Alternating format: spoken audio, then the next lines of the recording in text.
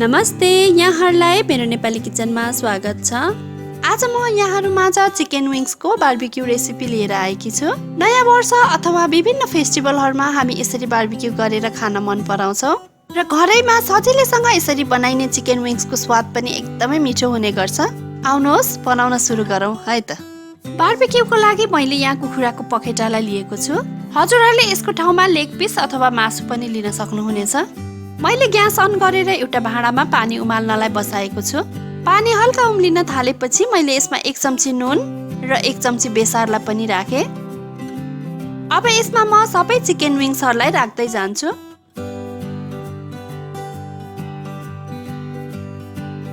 अब यसलाई छोपेर हामीले 5 देखि 7 मिनेटसम्म बोइल गर्नुपर्छ। 7 मिनेट जति बोइल गरिसकेपछि मैले ग्यासको फ्लेम अफ गर्दैछु। अब यो सबै विङ्सहरूलाई पानीबाट निकालेर म एउटा भाँडामा राख्दैछु। यसरी बोइल गरेको विङ्स चाहिँ 60% चाहिँ पाकिसकेको हुन्छ। बाँकी चाहिँ हामी पछि कोइलामा सेकाएर पकाउँछौँ। अब म यसमा राख्ने मसला तयार गर्न गइरहेको छु। मैले यहाँ एउटा सिलौटोमा 5-6 वटा रातो सुकेको खुर्सानीलाई राखेँ। यसको ठाउँमा हजुरहरूले हरियो खुर्सानी पनि राख्न सक्नुहुनेछ। यसरी नै अलिकति अदुवाको टुक्रालाई पनि राखेँ र 2-4 वटा लसुनको टुक्राहरूलाई पनि राखेँ र यसमा म अब नुन पनि राख्न गइरहेको छु। यसलाई अब हामीले सिलौटोमा मसिनो हुने गरी पिस्नु पर्छ। हामीले सेकुवा बनाउँदा यसरी सिलौटामा पिसेर हालेको नुन खुर्सानी मसलाले चाहिँ सेकुवाको स्वाद एकदमै मिठो बनाउँछ। यसलाई मैले यतिको हुने गरी पिसिसकेको छु। अब यो पिसेको मसलालाई म बोइल गरेको विङ्समा राख्दैछु। मसला राखिसकेपछि अब म यसमा 3 चम्चा दही पनि राख्दैछु। यसरी दही राख्दा चाहिँ मसलाहरू सबैतिर लागेर मासुलाई राम्रोसँग म्यारिनेट हुन मद्दत गर्दछ।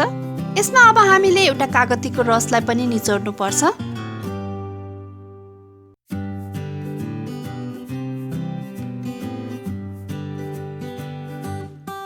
यसमा म अब 1 चम्ची सोया ससलाई पनि राख्दैछु।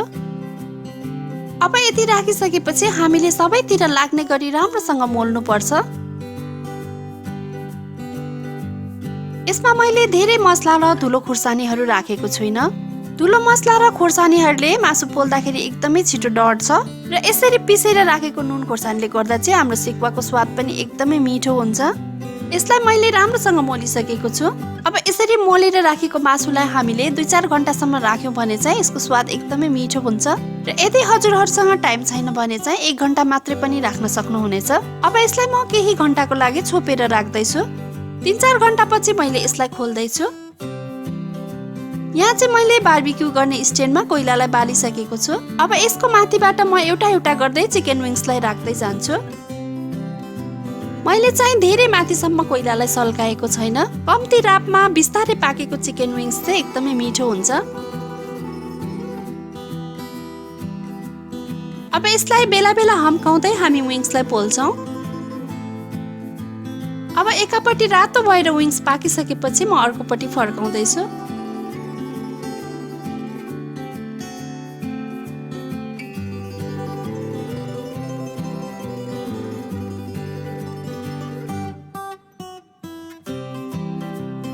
अब एउटा कचौरामा म अलिकति तेललाई लिएर ब्रसको सहायताले सबै विङ्समा बिस्तारै बिस्तारै लगाउँदै जान्छु। यसरी चिसो मौसममा कोइलामा विङ्स पोल्दा मजा पनि आइरहेको छ।